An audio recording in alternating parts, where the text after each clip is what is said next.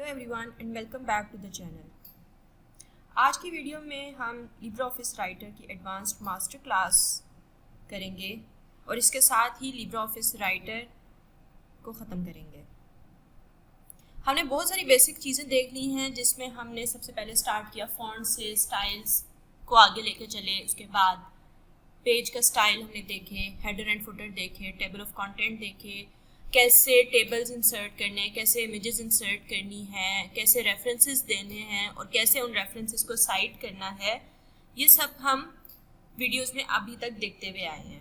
तो वो सब लोग जिन्होंने आज तक चलते चलते सारी वीडियोस देखी हैं, तो हम अब इन वीडियो सीरीज़ को फाइनल करेंगे आज के दिन में और कोशिश करेंगे कि एक ओवरव्यू दे दें जो अभी तक सीखा है और जो चलते चलते कुछ ना कुछ मिस हो गया है वो भी साथ साथ कवर करने की कोशिश करेंगे।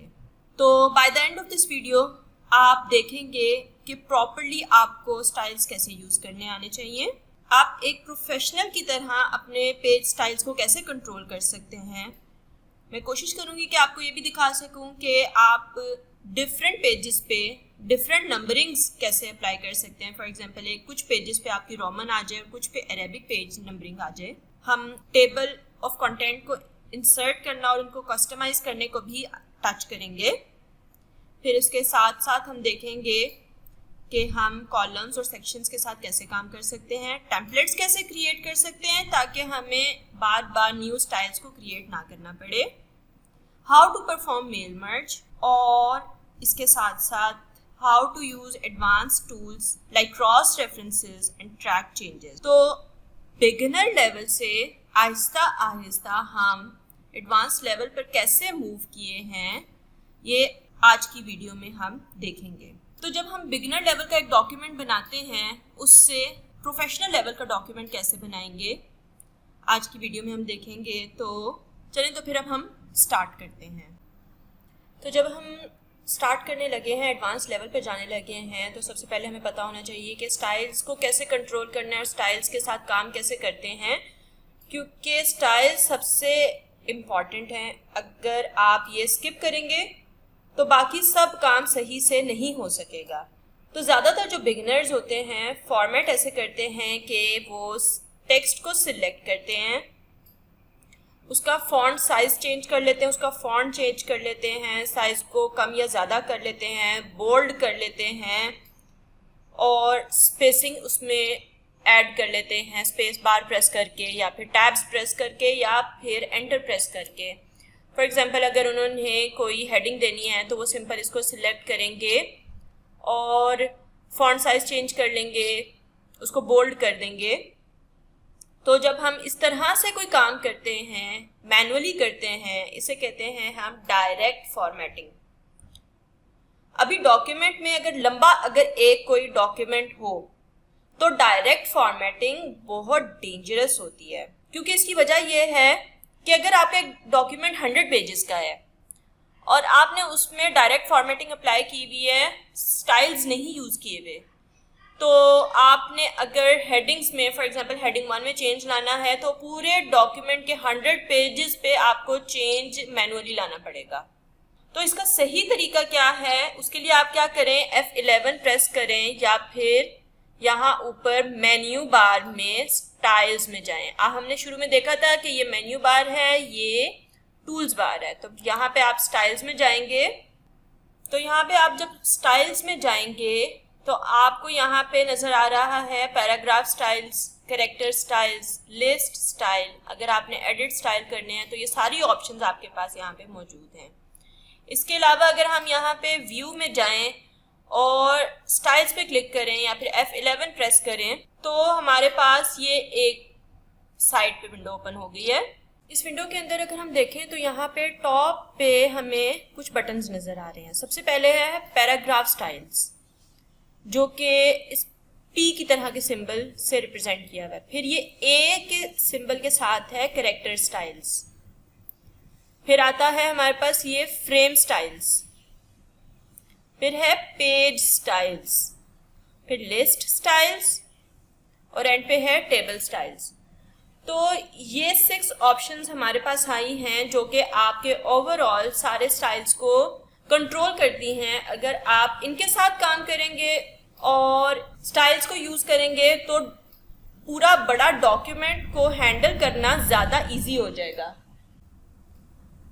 तो जब ये स्टाइल्स की विंडो ओपन हो गई है और सबसे पहले फॉर एग्जांपल हम अपना चैप्टर 1 सिलेक्ट करना चाहते हैं, चैप्टर 1 राइट करना चाहते हैं, और उसके लिए फॉर एग्जांपल मैं चूज करूंगी हेडिंग 1 के स्टाइल को। तो इसको हमें चाहिए कि सबसे पहले इसको मॉडिफाई कर लें, इसको एडिट कर लें, और यही सेम काम हम अपनी हेडिंग्स के साथ ये ऊपर टूल बार से भी कर सकते हैं। यहाँ पे भी एडिट स्टाइल की ऑप्शन होती है। तो अभी जब आप इसको एडिट स्टाइल करना चाहेंगे तो आप अब सबसे पहले अपनी हेडिंग पे जाएंगे, इसको एडिट स्टाइल करेंगे और यहाँ पे आप अपना फॉन्ट चेंज कर सकते हैं। इसके अलावा आपका स्पेसिंग और जितनी भी ऑप्शंस हैं इनको एक ही बार में सेट कर लें, और फिर जितना मर्जी बड़ा डॉक्यूमेंट हो जाएगा, जहाँ जहाँ पे भी आपकी हेडिंग 1 सिलेक्ट हुई भी होगी वहाँ पे ये अप्लाई हो जाएगा। अगर आप चेंज करना चाहते हैं तो एक ही बार में मॉडिफाई करेंगे और दोबारा से ये चेंज भी हो जाएगा। तो इस तरह से आप अपने पैराग्राफ स्टाइल्स को कंट्रोल कर सकते हैं। नेक्स्ट अगर हम बात करें कैरेक्टर स्टाइल की, जो कि ये इस ए से रिप्रेजेंट हुआ है। कैरेक्टर होता है कि चूज किए हुए वर्ड पे या लेटर पे आप अपना स्टाइल को अप्लाई करें। फॉर एग्जाम्पल आप एक वर्ड है इसको एम्फसाइज करना चाहते हैं तो आपने एम्फसाइज स्टाइल को चूज करना है। तो जब मैंने ये अपना एक वर्ड चूज कर लिया है, उसको सिलेक्ट कर लिया है, तो यहाँ पे ये इस कैरेक्टर स्टाइल्स के अंदर ही एम्फसाइज की ऑप्शन है, इसको मैं डबल क्लिक करूंगी और ये यहाँ पे अप्लाई हो जाएगा। तो अब जहाँ पे भी ये वर्ड यूज होगा वहाँ पे आपका स्टाइल अप्लाई हुआ होगा। इसके अलावा डिफरेंट और ऑप्शन है कैरेक्टर्स का स्टाइल सिलेक्ट करने के लिए, आप इनको भी देख सकते हैं।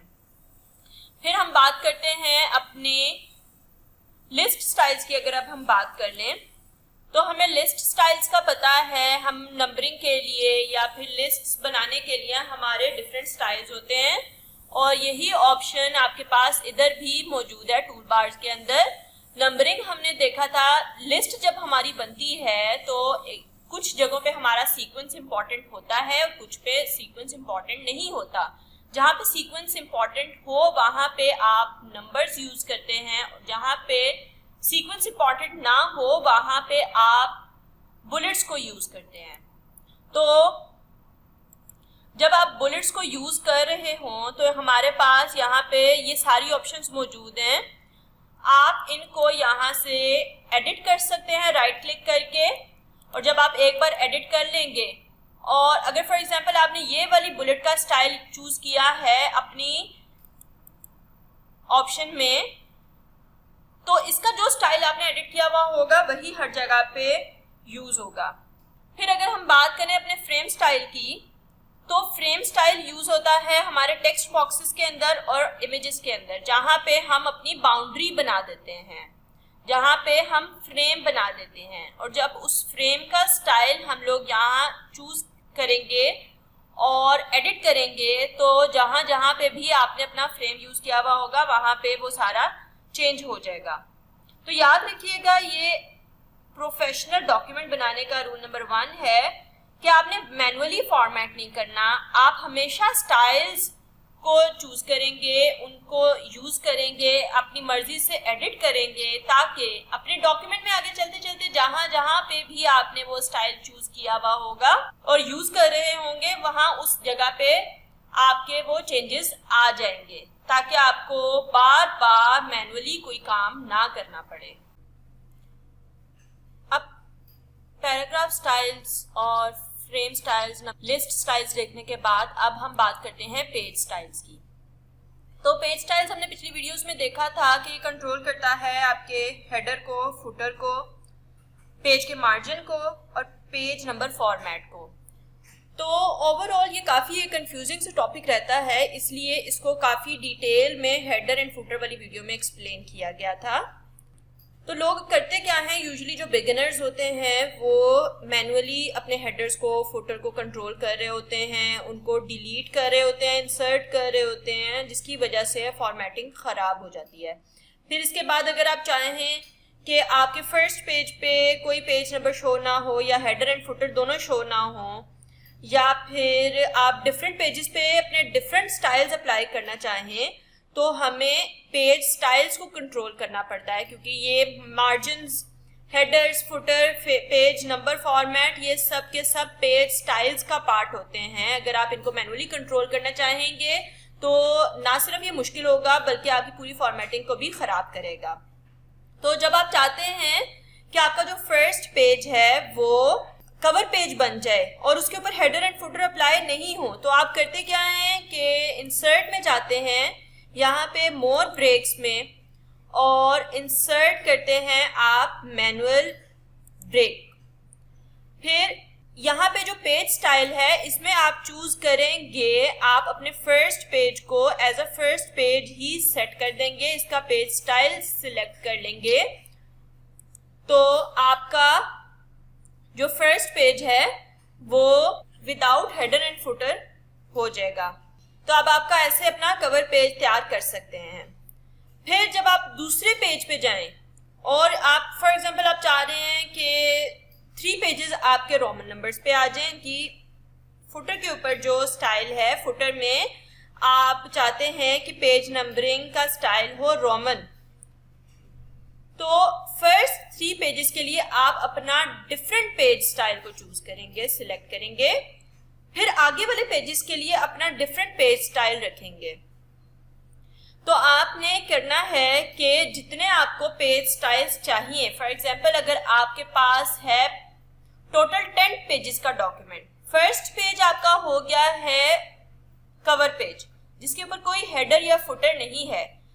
फिर नेक्स्ट 3 पेजेस के लिए आपको हेडर डिफरेंट चाहिए, फुटर में रोमन नंबर चाहिए, तो आप फर्स्ट 3 पेजेस के लिए डिफरेंट पेज स्टाइल चूज करेंगे। फिर नेक्स्ट 6 पेजेस के लिए आपको हेडर डिफरेंट चाहिए और फुटर में नंबरिंग का स्टाइल डिफरेंट चाहिए, अरेबिक नंबर्स चाहिए, तो आप उन नेक्स्ट पेजेस के लिए डिफरेंट स्टाइल्स चूज करेंगे। और हमने उस वीडियो में देखा था, हेडर एंड फुटर वाली वीडियो में, कि हम हमेशा अपना न्यू स्टाइल बनाएंगे और उसके साथ काम करेंगे। हमने यहाँ पे इस ट्रायंगल में जाना है, इधर से न्यू स्टाइल फ्रॉम सिलेक्शन, यहाँ पे आप अपने न्यू स्टाइल को नेम देंगे। इसी तरह ही अभी मुझे 2 स्टाइल्स अगर फॉर एग्जांपल चाहिए, मैं यहाँ पे 2 स्टाइल्स न्यू बना लूंगी और फिर उन पेज नंबर्स के ऊपर वो स्टाइल्स ही चूज करूंगी। और उसके लिए करना क्या होगा, जब आप इंसर्ट में जाएंगे, हेडर एंड फुटर सिलेक्ट करेंगे, आप अपने फुटर के लिए एक स्टाइल चूज कर लेंगे, इसी तरह ही हेडर के लिए एक स्टाइल चूज कर लेंगे। फिर जब आपने वो स्टाइल चूज कर लिया होता है, अपना फुटर सिलेक्ट कर लिया होता है, तो आप इंसर्ट में जाते हैं, यहाँ पे फील्ड नंबर पे पेज नंबर आ रहा होता है, आप इसको चूज करेंगे। आपने करना ये है कि यहाँ पे आप फुटर में जाएं, फुटर के अंदर क्लिक करेंगे, पेज नंबर जो आपने इंसर्ट किया हुआ है वहां पे राइट क्लिक करेंगे, यहाँ पे एडिट फील्ड्स की ऑप्शन आ जाती है, तो आप अपने डिफरेंट फील्ड यहाँ से सिलेक्ट कर सकते हैं जो भी आपने चूज करनी है, और फिर डिफरेंट पेजेस पे डिफरेंट स्टाइल्स अप्लाई करें और डिफरेंट तरह से अपने पेज नंबरिंग सिलेक्ट करें। बहुत डिटेल में हमने हेडर एंड फुटर की वीडियोस में इसको देखा था। फिर हमने बात की थी अपनी टेबल ऑफ कंटेंट को कैसे इंसर्ट कर सकते हैं और इसको प्रोफेशनली कैसे कंट्रोल कर सकते हैं, इसको कस्टमाइज कैसे कर सकते हैं। तो आपने करना क्या होता है, आप अपने फर्स्ट पेज पे जाएंगे जहां पे आपने टेबल ऑफ कंटेंट को इंसर्ट करना है। यहाँ पे ये रेफरेंसेस में टेबल ऑफ कंटेंट्स की ऑप्शन आती है और टाइटल हम इसे दे देते हैं टेबल ऑफ कंटेंट का, टाइप ये टेबल ऑफ कंटेंट की है। यहाँ पे डिफरेंट और ऑप्शन है जो कि हमने डिफरेंट तरह से इनको देखा था।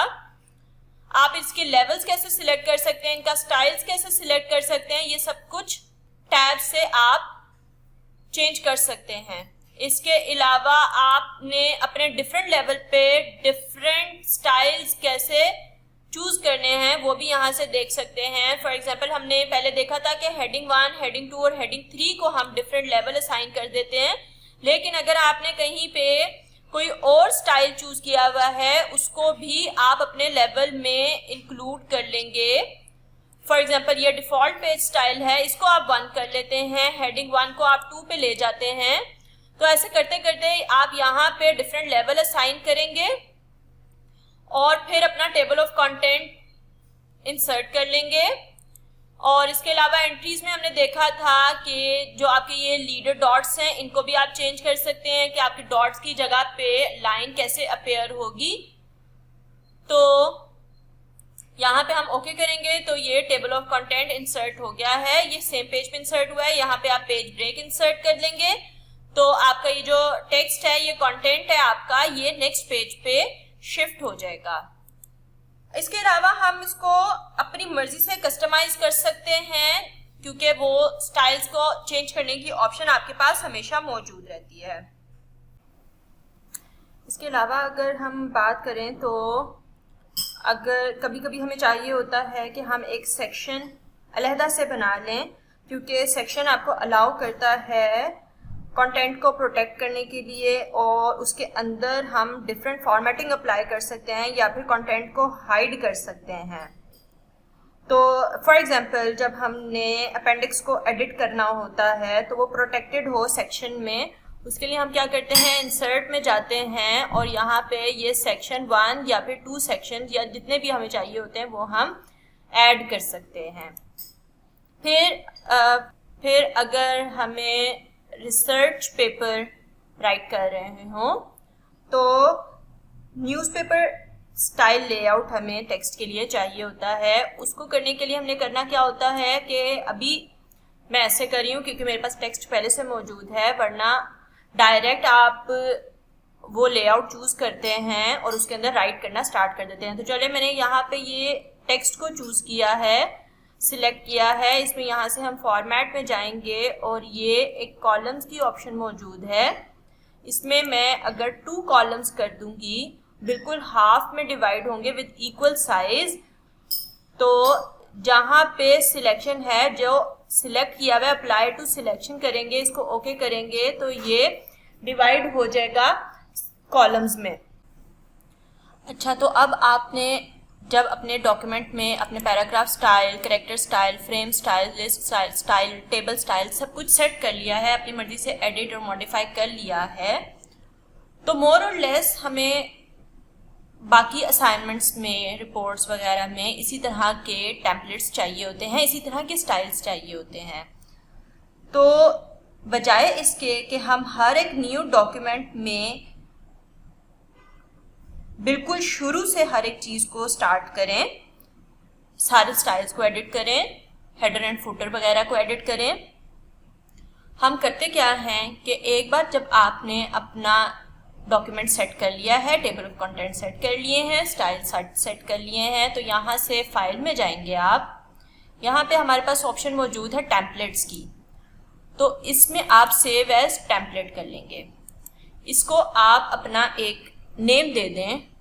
आप इसको, अगर मैं इसको दूँ न्यू थीसिस का नेम कर देती हूँ मैं इसका।